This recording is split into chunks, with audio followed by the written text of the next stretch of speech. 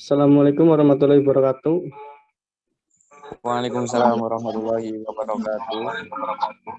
Perkenalkan, saya Fikri Dwi Pradani dari kelompok 8. Di sini saya akan mempresentasikan mekanisme penyakit bronkopneumonia.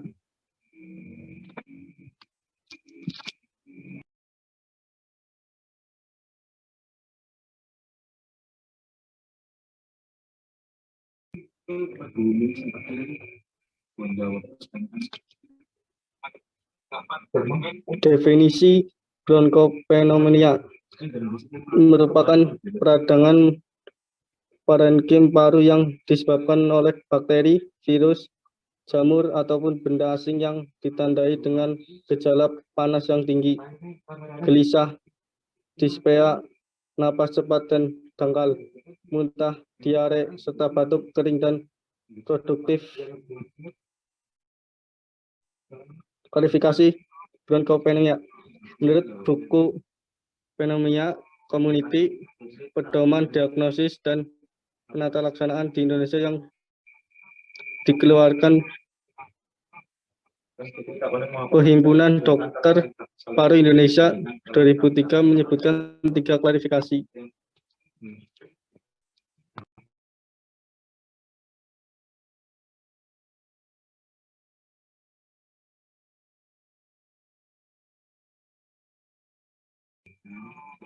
Berdasarkan klinis dan epidemiologis, pneumonia community acquired pneumonia, nosokomial atau hospital acquired pneumonia atau nosokomial pneumonia. Pneumonia aspirasi pada bayi dan anak. D. Pneumonia pada penderita imunokompromis.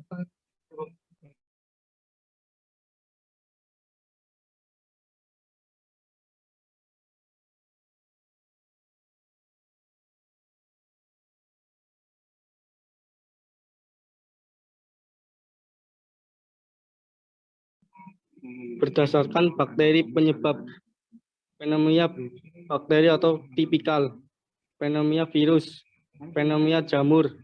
Berdasarkan prediksi infeksi, A. Pneumonia labularis, B. Pneumonia bronkopneumonia, C.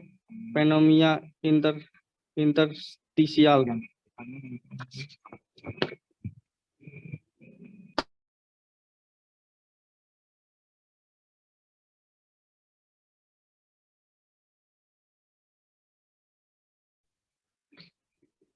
Etiologi terjadinya bronkopneumonia bermula dari adanya peradangan paru yang terjadi pada jaringan paru atau alveoli yang biasanya didahului oleh infeksi tractus respiratorius bagian atas selama beberapa hari.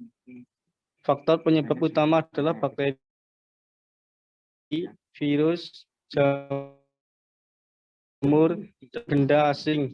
Paru-paru melalui saluran pernafasan atas untuk mencapai bronkiolus dan alveolus sekitarnya.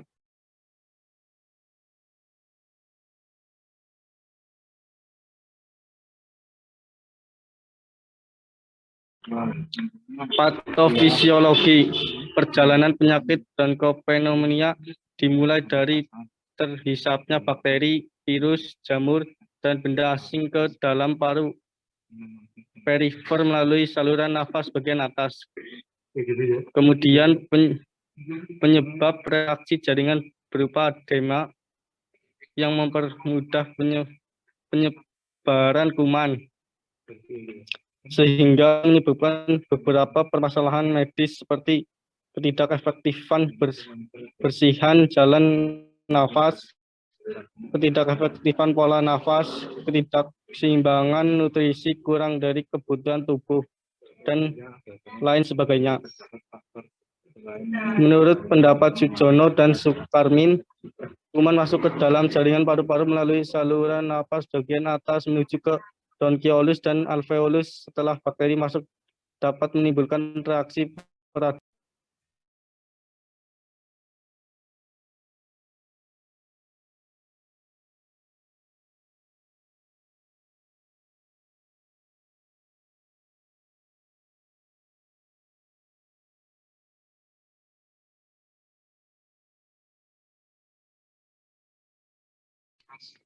Tanda dan gejala pada bronkopneumonia sebagai berikut. 1. Biasanya didahului dengan infeksi respiratoris atau pernapasan bagian atas. 2. Demam 39 derajat Celcius sampai 40 derajat Celcius, kadang-kadang disertai kejang karena demam yang tinggi. 3. Anak sangat gelisah dan adanya nyeri dada yang terasa ditusuk-tusuk yang dicetuskan oleh bernafas dan batuk. 4. Pernafasan cepat dan dangkal. 5. Kadang-kadang disertai muntah dan diare. 6. Adanya bunyi tambahan pernafasan seperti ronsi dan wheezing. 7. Rasa lelah akibat reaksi peradangan dan hipoksia apabila infeksinya serius.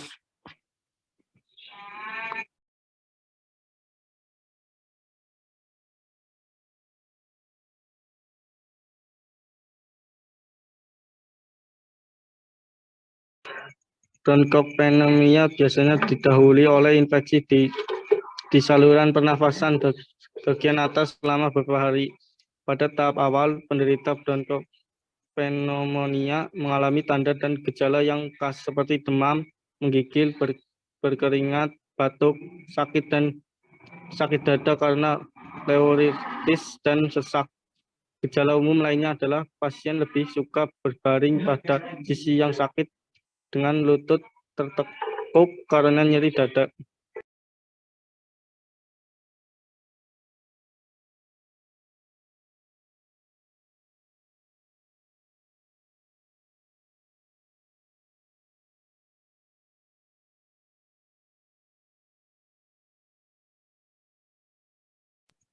Penata laksanaan utama pneumonia adalah memberikan antibiotik tertentu terhadap kuman tertentu. Infeksi pneumonia, pemberian antibiotik bertujuan untuk memberikan terapi kausal terhadap kuman penyebab infeksi. Akan tetapi sebelum antibiotika definitif diberikan, antibiotik empiris dan terapi supportif perlu diberikan untuk menjaga kondisi pasien.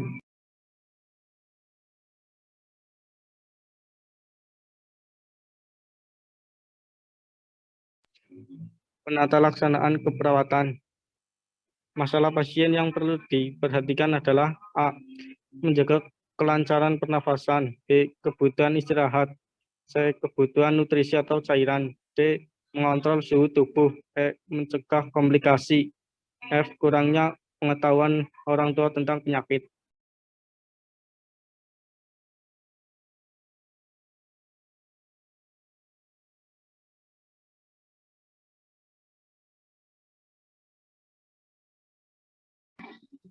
Penata laksanaan medis. Pengobatan diberikan berdasarkan etiologi dan uji resistensi. Akan tetapi karena hal itu perlu waktu dan pasien perlu terapi secepatnya, maka biasanya yang diberikan A. Umur 3 bulan sampai 5 tahun bila toksis disebabkan oleh Streptococcus pada umumnya tidak diketahui penyebabnya, maka secara praktis dipakai kombinasi penisilin prokain 50 sampai 100.000 kl per kilogram per 24 jam IM. Terapi oksigen jika pasien mengalami pertukaran gas yang tidak adekuat. Ventilasi mekanik mungkin diperlukan jika nilai normal GDA tidak dapat dipertahankan.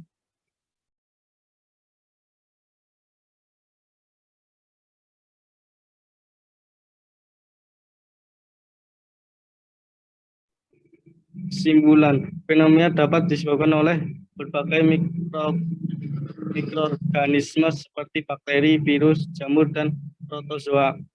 Fenomena sendiri menurut Riskesdas 2013 menduduki urutan ke-9 dari 10 penyebab kematian utama di Indonesia, yaitu sebesar 2,1%.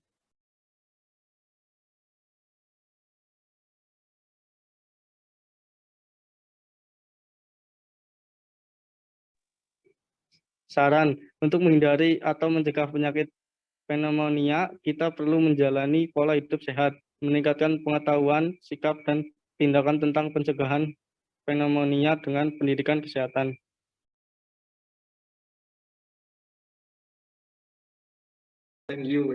Baik, demikian presentasi dari saya. Apakah ada yang mau bertanya?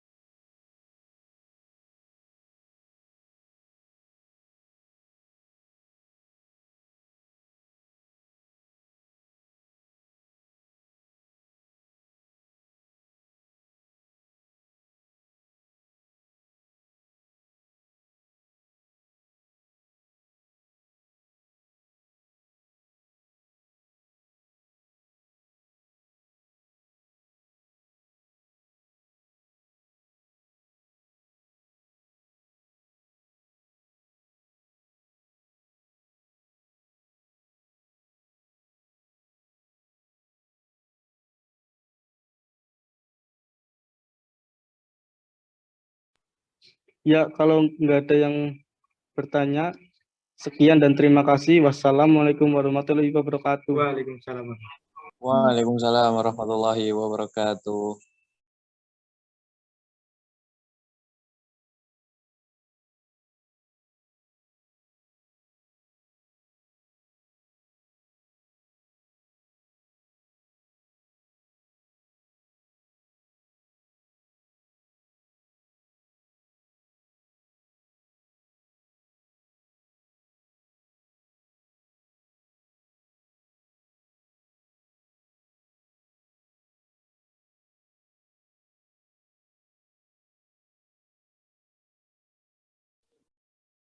Assalamualaikum warahmatullahi wabarakatuh. Waalaikumsalam warahmatullahi wabarakatuh. Perkenalkan, saya Sama Fadila Mesayu, perwakilan dari kelompok 7 akan mempresentasikan materi pada malam hari ini yang akan membahas tentang meningitis dan encephalitis.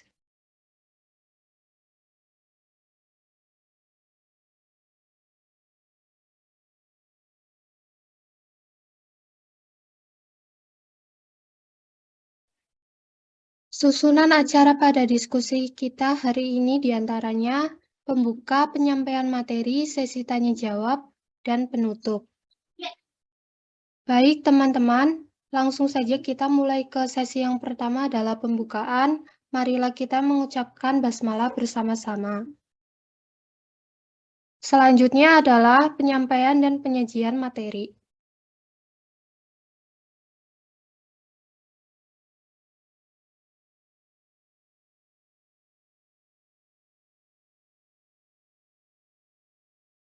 Pengertian.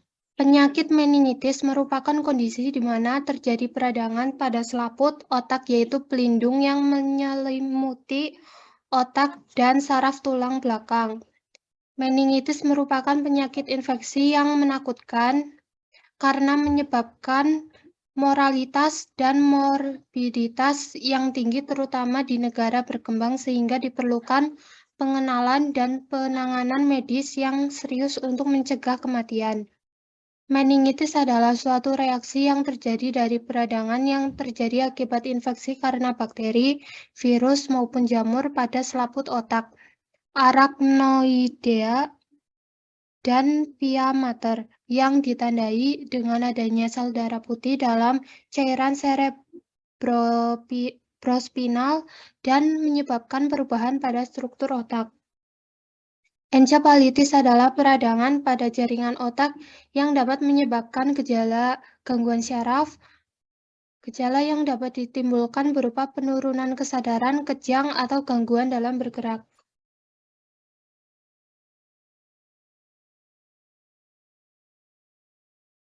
Penyebab meningitis. Meningitis bakterialis. Meningitis tipe ini disebabkan oleh bakteri dan dapat menular. Bakteri yang dapat menyebabkan meningitis berupa Streptococcus pneumoniae. Bakteri ini sering dikaitkan dengan infeksi bakteri di bagian tubuh lain seperti pneumonia, sinusitis, atau endokarditis. Neisseria meningitidis, bakteri yang menyebabkan melalui air liur atau lendir saluran pernafasan. Haemophilus influenza tipe B atau HIB, jenis bakteri yang dapat menyebabkan meningitis pada anak-anak. Listeria monocytogenesis, bakteri yang pada umumnya terdapat pada makanan seperti melon, keju, dan sayuran mentah. Staphylococcus aureus, bakteri ini dapat ditemukan pada kulit dan saluran pernafasan.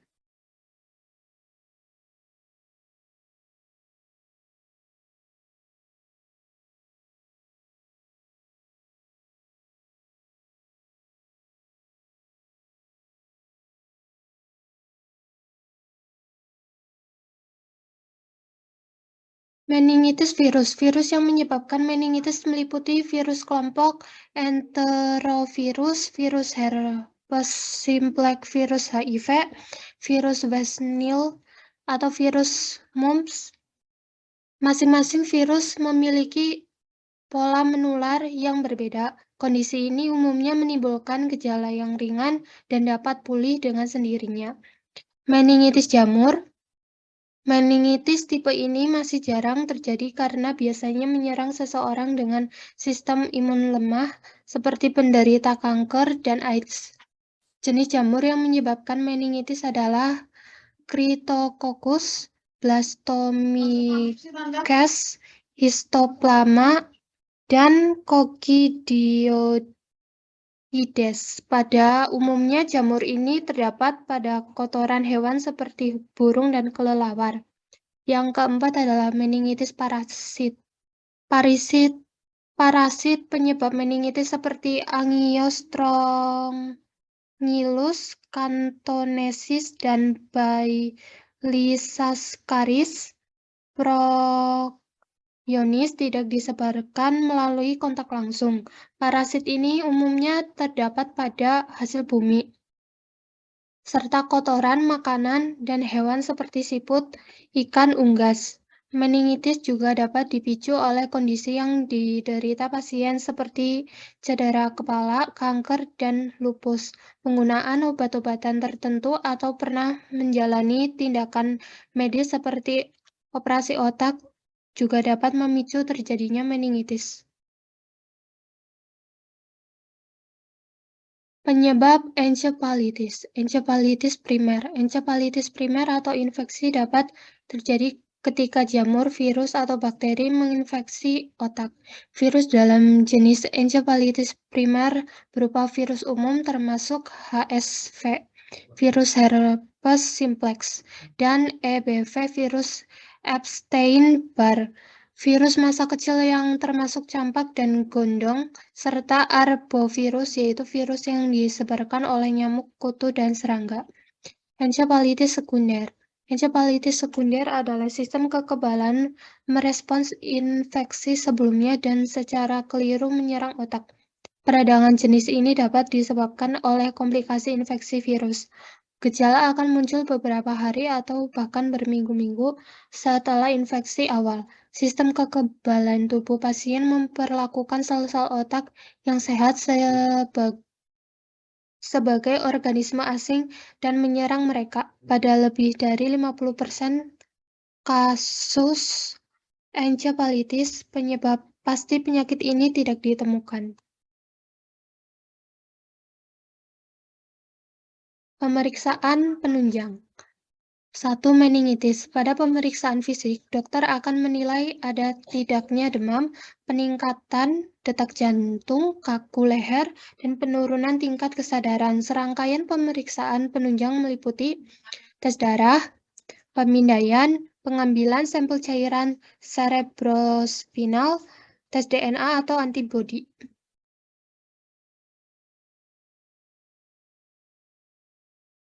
Yang kedua, encephalitis. Analisis cairan cerebrospinal. Pada analisis cairan cerebrospinal akan ditemukan limfositosis limfositik, glukosa normal dengan protein sedikit meningkat, pewarnaan garam, dan kultur dapat dilakukan untuk mengidentifikasi bakteri penyebab. Cairan cerebrospinal juga bisa dianalisis menggunakan polimerase chain reaction PCR untuk mengidentifikasi virus penyebab. Virus herpes simplex adalah yang paling sering dan PCR memiliki sensitivitas dan spesifisitas melebihi 95% untuk mengidentifikasi virus ini. Yang kedua adalah radiologi, tes darah, elektroencephalografi, EEG.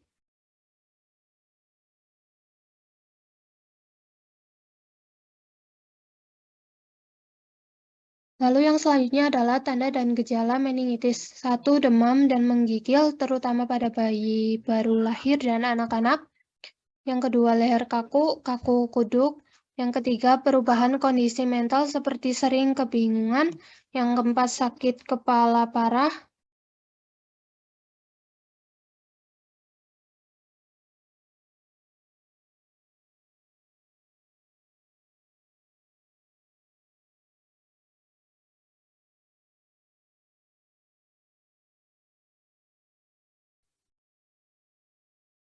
Yang kelima, mual dan muntah. Yang keenam, kejang atau sering pingsan. Ketujuh, sensitif terhadap cahaya, fotofobia. 8, ruam kulit.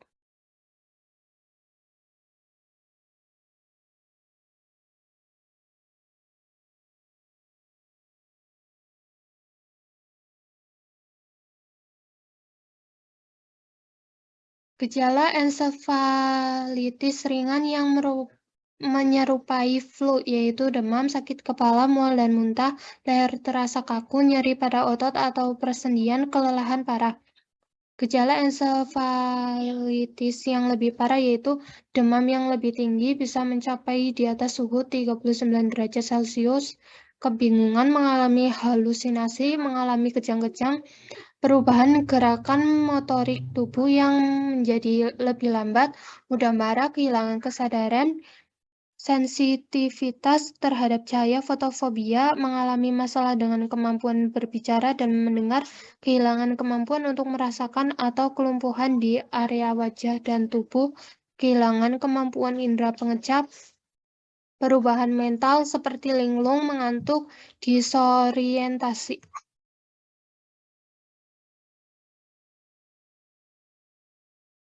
Gejala ensefalitis pada bayi dan anak-anak yaitu mual muntah, lebih sering menangis daripada biasanya.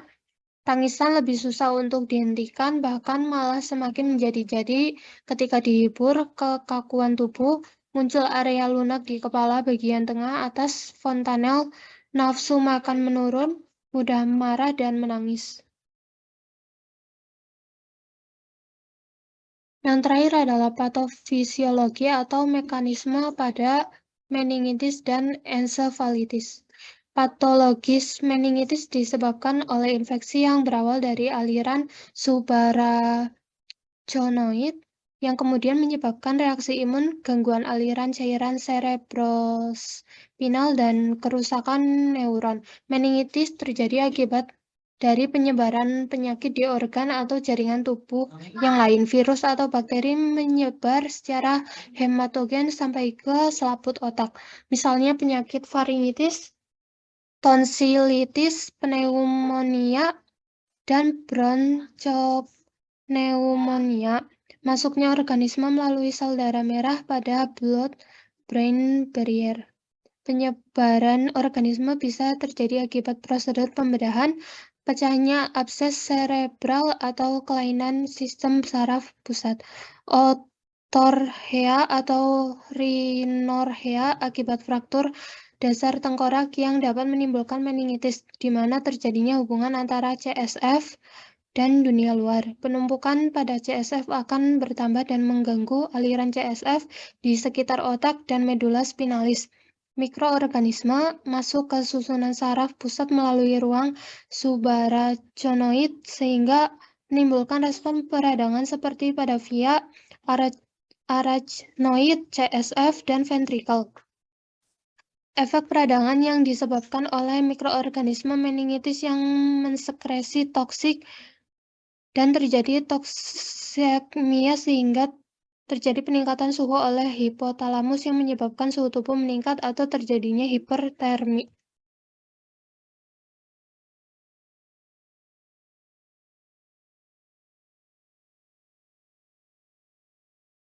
Baik, teman-teman. Yang selanjutnya adalah memasuki sesi berikutnya, yaitu tanya jawab kepada teman-teman yang ingin bertanya agar bisa raise hand. Demikian dari presentasi agar bisa raise hand.